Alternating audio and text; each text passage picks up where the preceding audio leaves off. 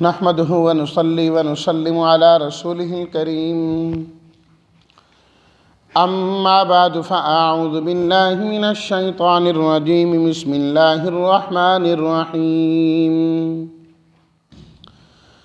قل إن كانت لكم الدار الآخرة عند الله خالصة من دون الناس فتمنوا الموت إن كنتم صادقين ولن يتمنوه أبدا بما قدمت أيديهم والله عليم بالظالمين ولتجدنهم أحرص الناس على حياة ومن الذين أشركوا يود أحدهم لو يعمر 1000 سنة وما هو بمزحزحه من العذاب أن يعمر والله بصير بما يعملون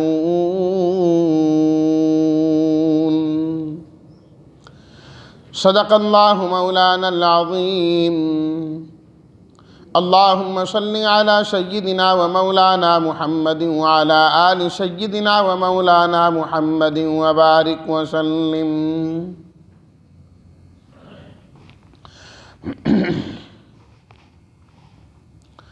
آپ فرما دیجئے اگر ہے تمہارے لیے آخرت کا گھر اللہ کے ہاں خالص اور لوگوں کے علاوہ فتمنوا الموت تو تم موت کی تمنا کرو اگر تم سچے ہو اپنے دعوے میں ہرگز وہ اس موت کی کبھی بھی تمنا نہیں کریں گے بوجہ اس کے جو ان کے ہاتھوں نے آگے بھیجا اور اللہ تعالی جاننے والے ہیں ظالمین کو اور البتہ آپ پائیں گے ان کو لوگوں میں سے سب سے زیادہ حریص زندگی کا ان سے بھی زیادہ جو شرک کرتے ہیں ان میں سے ہر ایک چاہتا ہے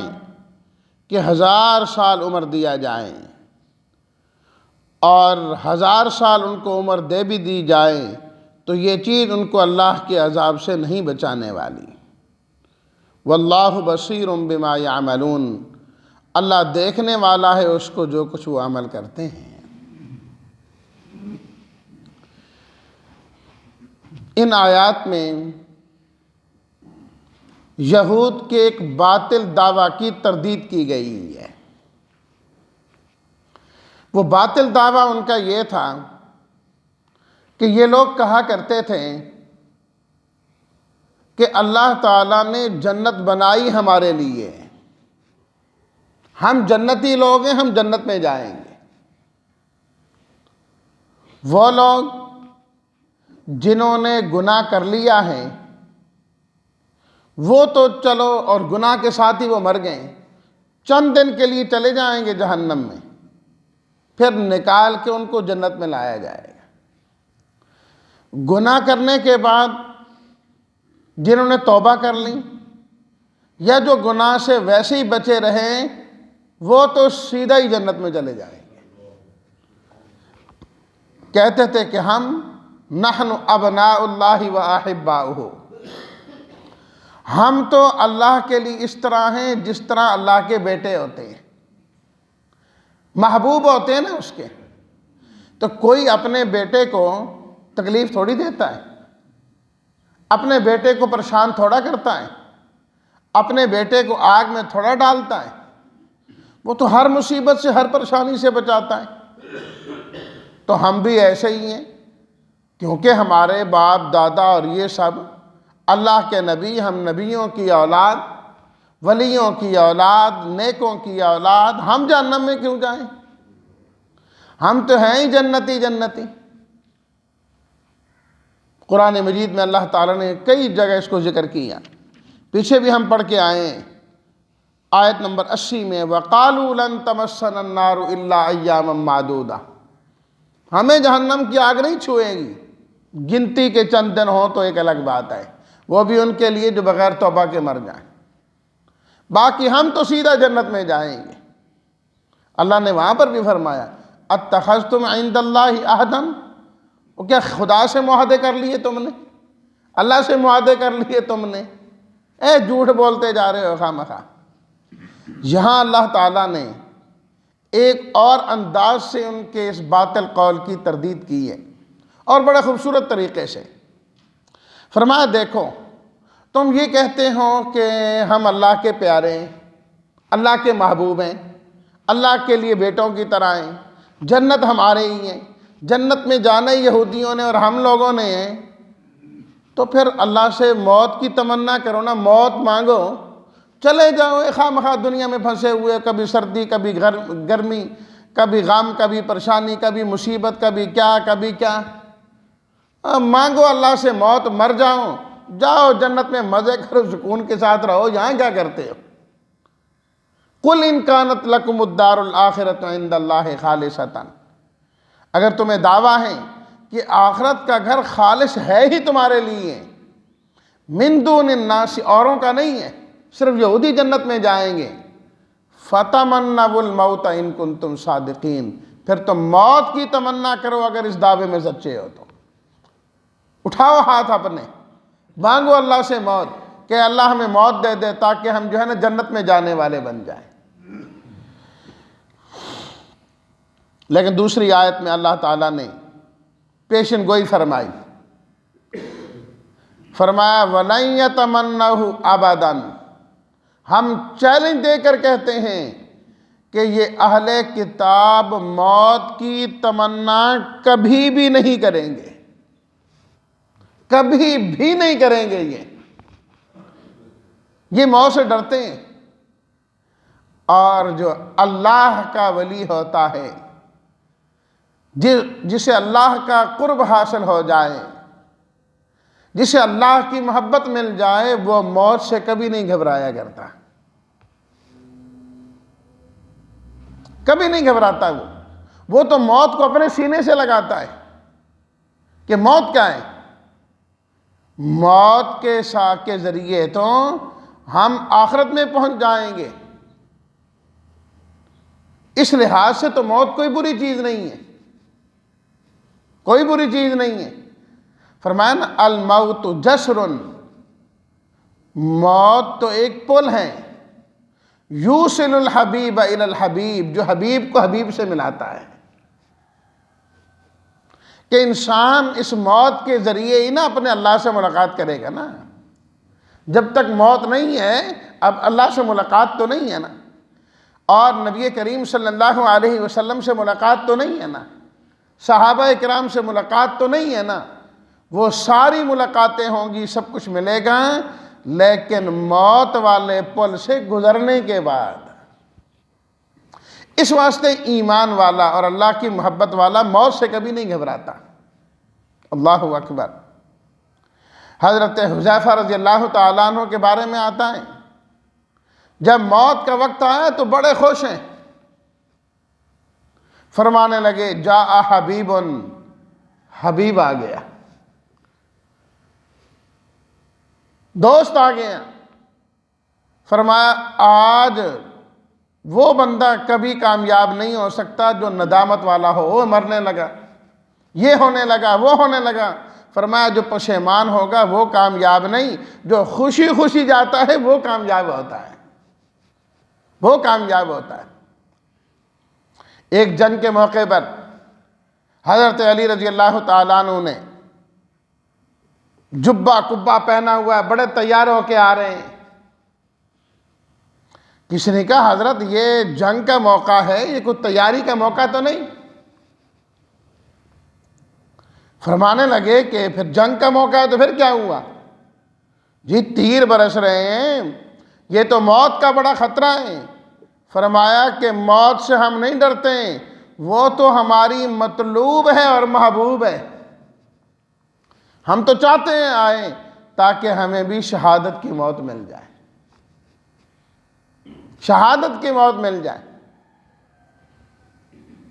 اور اسی طرح ہی حضرت عمار رضی اللہ تعالیٰ عنہ کے بارے میں آتا، حضرت عمار رضی اللہ تعالیٰ عنہ کے بارے میں آتا، وقت آ رہے ہیں، خوش ہوتے جا رہے ہیں، خوش ہوتے جا رہے ہیں۔ حضرت بلال حبشی رضی اللہ تعالی عنہ کا جب آخری وقت آتا ہے، چہرہ کھل گیا خوشی سے، سارے رو رہے ہیں کہ ہم سے جدا ہو رہے ہیں، حضرت بلال رضی اللہ تعالیٰ عنہ خوش ہوتے جا رہے ہیں، خوش ہوتے جا رہے ہیں۔ لوگ کہنے لگے آپ کس بات پہ خوش ہیں؟ زندگی کے آثار تو ختم ہو رہے ہیں اور آپ ہر منٹ میں سیکنڈ میں پہلے سے زیادہ خوش ہوتے جا رہے ہیں۔ فرمایا خوشی مجھے اس بات کی ہے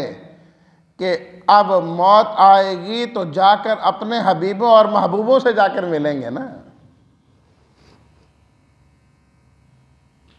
غداً نلقى الأحبة،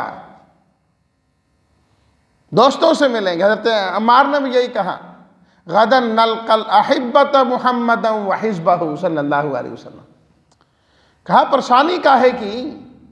آپ علیہ الصلوۃ والتسلیمات سے اور آپ کی پوری جماعت سے وہاں جا کر ملاقات ہوگی۔ جب صحابہ کرام رستم کے مقابلے میں لڑ رہے تھے نا میدان جنگ میں، تو ادھر اتنی بڑی فوج ہے کسریٰ کی، خود بڑا پہلوان اور ساری چیزیں، پورے زور کے باوجود وہ جو صحابہ کرام ہیں ان کو وہ زیر نہیں کر پا رہے تھے۔ تربیت یافتہ فوج بھی ہے، اسلحہ بھی ہے، ٹریننگ بھی ہے، ساری چیزیں موجود ہیں۔ تو انہوں نے اپنے جاسوس بھیجے کہ جا کے پتہ کر کے آؤ وجہ کیا ہے، یہ چند تلواریں لیے یہ لوگ آگے یہاں پر اور یہ ٹس سے مس ہی نہیں ہو رہے، اس کی وجہ کیا ہے۔ جاسوس آئے اور انہوں نے سب کچھ دیکھا اور واپس جا کر جو اطلاع دی نا وہ 2 جملے تھے۔ پہلی بات انہوں نے یہ کی، فرمایا کہ ہم قوم، یہ ایسے لوگ ہیں یحبون الموت، جو موت کو پسند کرتے ہیں، جس طرح کہ تم عجمی لوگ شراب کو پسند کرتے ہیں، تم شراب کے دل دادا ہوں اور یہ موت کے دل دادا ہیں، موت سے نہیں ڈرتے۔ دوسری بات ان کی یہ ہے، ہم رہبان باللیل وفرسان بالنہار،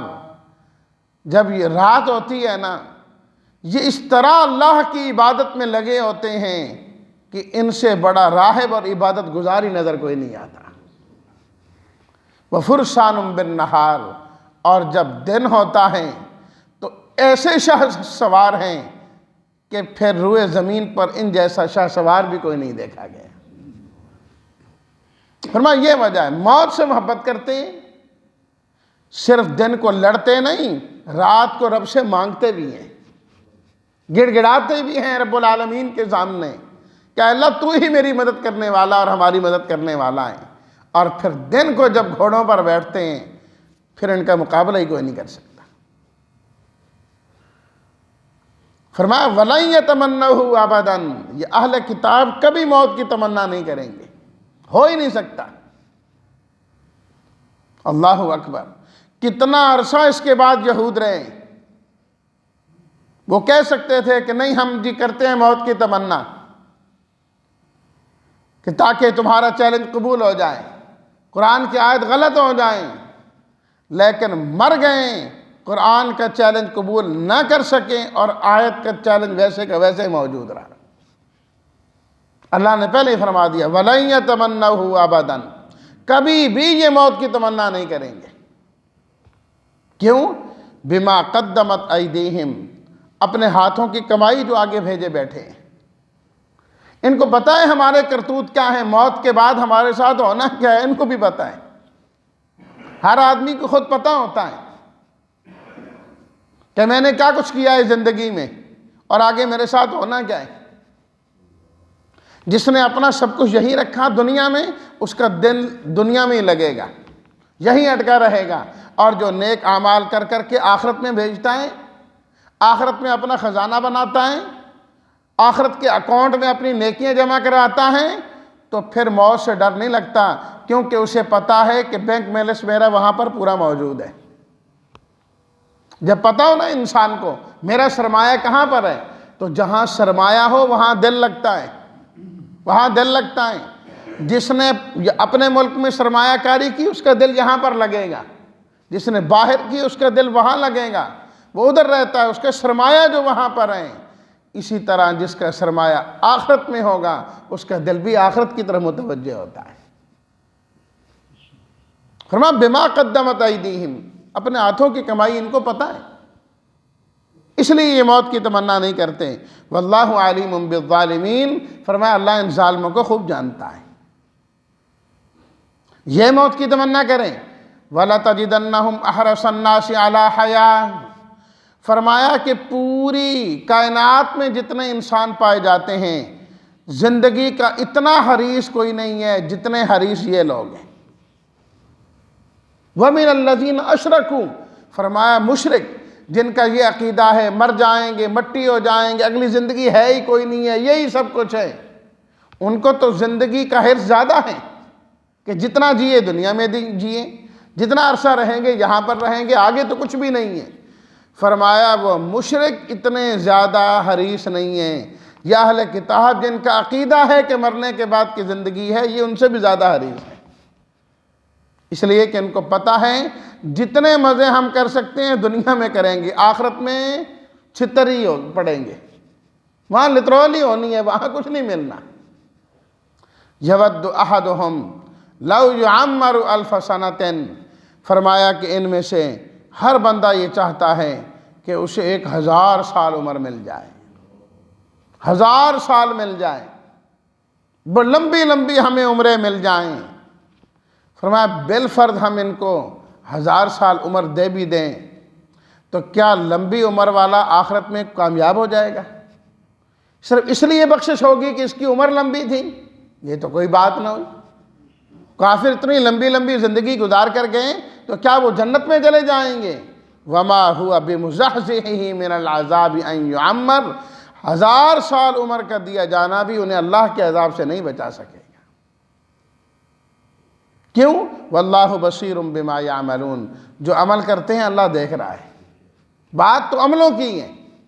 عقیدے اور عمل پر فیصلے ہوتے ہیں، عقیدے اور عمل پر فیصلے ہوتے ہیں، جیسا عقیدہ ہے اور اس کے مطابق جو عمل اختیار کی، وہ دونوں چیزیں ان کے اندر ہیں ہی، عقیدہ بھی خراب ہے اور عمل بھی خراب ہے، کرتوت بھی ٹھیک نہیں، تو اس لیے فرمایا آخرت میں ان کو کچھ نہیں ملے گا۔ یہ خامخواہ کے ان کے دعوے ہیں جس کی کوئی حقیقت نہیں کہ ہم جنتی ہیں۔ فرمایا چیلنج کریں، موت کی تمنا رب سے مانگے نا۔ آگے سورہ آل عمران میں آئے گا نا